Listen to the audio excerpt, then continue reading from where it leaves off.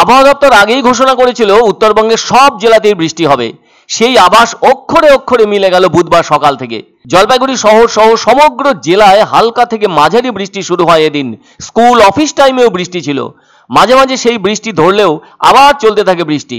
এদিকে ভোর থেকে সমগ্র আকাশ মেঘে ভরে থাকতে দেখা যায়। কোনোভাবেই সূর্যের মুখ দেখতে পাননি কেউ।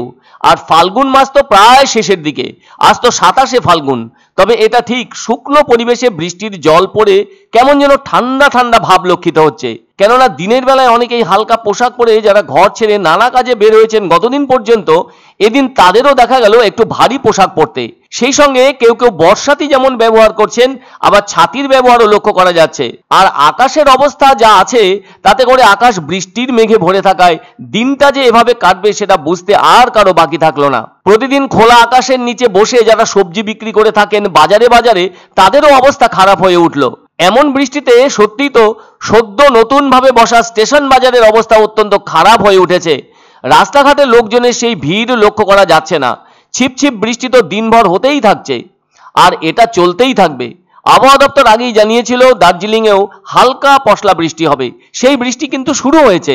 এছাড়াও 13 থেকে 15ই মার্চ পর্যন্ত বজ্রবিদ্যুৎ সহ বৃষ্টির পূর্বাভাস দিয়েছিল আবহাওয়া দপ্তর দার্জিলিং, জলপাইগুড়ি, কালিম্পং, আলিপুরদুয়ার, কোচবিহার, উত্তর ও দক্ষিণ দিনাজপুর জেলার জন্য।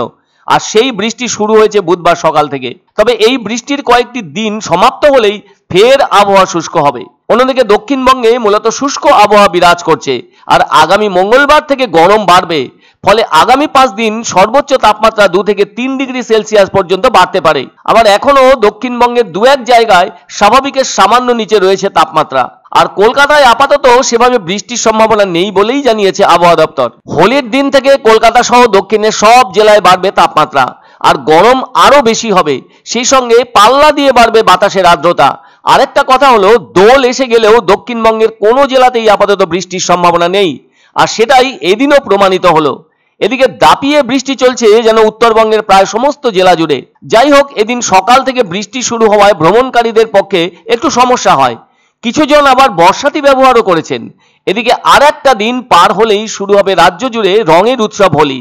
যাই হোক, এদিনের বৃষ্টিতে একটা বড় উপকার হলো, সেটা হলো ধুলো কমে গেল।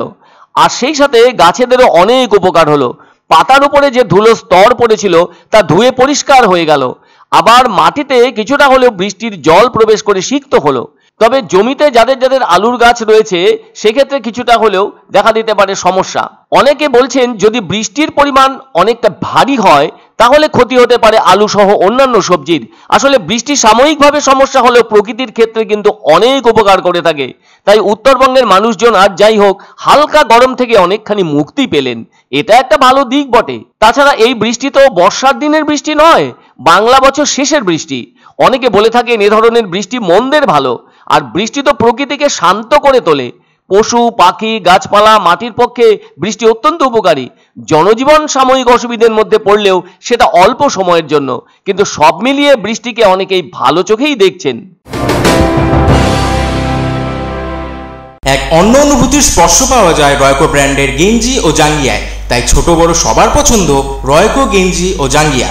প্রস্তুতকারক জয়মনি হোশিয়ারি, কলকাতা। পছন্দসই সেরা খাবার খেতে হলে সোজা চলে আসুন রুচিসম্মত আধুনিক মানের রেস্টুরেন্ট রাজদরবারে। কেননা এখানেই আপনারা পাবেন ভোজনের রাজকীয় অনুভূতি। শুধু পুজোর সময়ই নয়, সারা বছরই রকমারি খাবার সরবরাহ করাই এই রেস্টুরেন্টের আভিজাত্য। আমাদের ঠিকানা রাজদরবার, রাহুতবাড়ি, বাবুপাড়া, জলপাইগুড়ি।